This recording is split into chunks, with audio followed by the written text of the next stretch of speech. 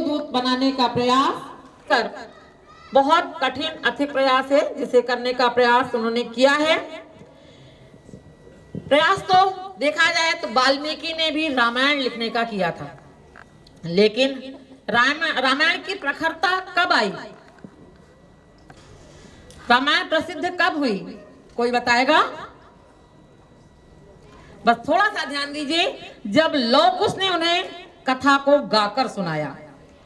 लौह कुश ने उस कथा को जब सब जगह जन जन तक पहुंचाया, तब वह रामायण लोकप्रिय हुई।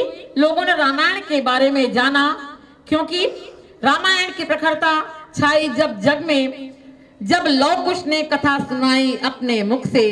मागांतर हेतु हमें उद्बोधित करना होगा, अतिथियों के मुख से सुन हम संज्ञानित होना होगा। माननीय केशी शर्मा जी से निवेदन है कि कुछ शब्द पुष्प हमारे सम्मुख रखें। माननीय शर्मा जी। उपयोगिता तब होगी जब इसको पढ़ेंगे, जैसा दीदी ने बोला, और इस पुस्तक को ले जा करके लाइब्रेरी में शोभा बढ़ाने के लिए एक पुस्तक नहीं है। दूसरा, इस पुस्तक के लिए सहयोग राशि अपन एक रखी है, वो सहयोग राशि जो है इन बच्चों के उत्थान के लिए ही काम आने वाली है। बस इतना ही मुझे बोलना था।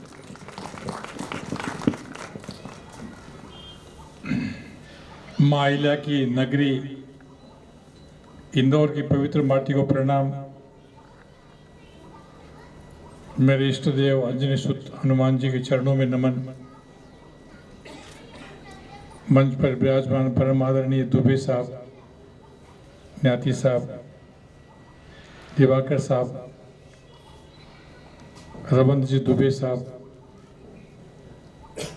ईश्वर के कृपा पात्र दिव्य बालक बालिकाएं, उनके भाग्यशाली माता पिता,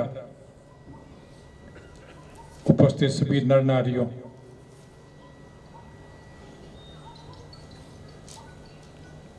एक अपने आप में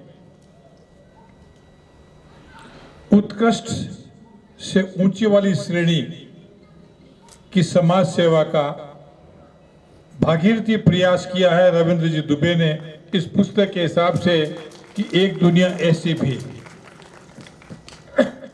वे इस पुस्तक के संकलनकर्ता, संपादक, रचयिता, कुछ भी कह ले। मैंने देखी इस पुस्तक को, पढ़ी है। रविंद्र जी जब बात कर रहे थे तो भावुक हो रहे थे।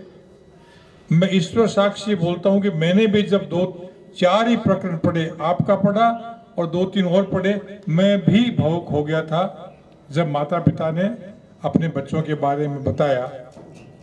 अंधेरा आंख के सामने छा जाता है जब उनको पता चलता है कि बालक दिव्यांग है। और दिव्यांग तो हम बोलते हैं, उनके पड़ोसी और मित्र क्या क्या शब्द बोलते हैं, ये आपसे हमसे छुपा नहीं है, जो सीधे दिल में लगते हैं तीर की तरह। वो क्या बोलते थे अपने बच्चों के बारे में, और वो हमारे तो जन्मे हैं। और ये भी एक बहुत बड़ा सही सोच है, सत्य सोच है, करने वाला ईश्वर है कि हमारे बाद इन बच्चों का क्या होगा। अभी रविंद्र जी कह रहे थे, वो बात बिल्कुल सही है। इस पुस्तक को देखने के बाद में मेरे मन में एक विचार आया कि क्या है ये। मारवाड़ी, मालवी और निमाड़ी तीनों भाषा में एक लोकोक्ति है जो मिश्रण है। बहुत पहले मैंने सुना था, आज रिकॉल हो गई स्वतई। खेती पाती बीनती और बदन चले खुजाल, जे सुख चाहे जीव का तो हाथों हाथ संभाल। खेती करते हैं, हमें खुद को पता है कौन सा बीज कहाँ बोना है, कैसे करना है। पाती, पत्र लिखेंगे, पिए कितना ही जोरदार हो, न्याती साहब के 10 पिए होंगे, पर न्याती साहब के जो शब्द होंगे और वो जो मैसेज कन्वे करेंगे उसकी महिमा अलग है। एक बीनती, मेरे को लाख रुपए किसी से चाहिए, मेरा आदमी जाएगा वो नहीं, मैं जब जाके कहूंगा तो बात अलग होगी। और बदन चले खुजाल, पत्नी हो, बाप हो, बेटा हो, भाई हो, तो खुजाल कर दे, और ऊपर और नीचे, और खुद का हाथ वहीं जाएगा जहां खुजाल हो रही है। तो ये पुस्तक इस लोकोक्ति का रूप है कि ये माता पिता ने खेती पाती बीन तीर बदन चले खुशहाल, जे सुख चावे जीव का तो हाथों हाथ संभाल। एक दुनिया ऐसे भी इन्होंने स्वयं ने इसको परखा है, बच्चों को पाला है, उसको जिया है, उसको समझा है और फिर लेखनी के रूप में अपनी भावनाओं को प्रकट किया है।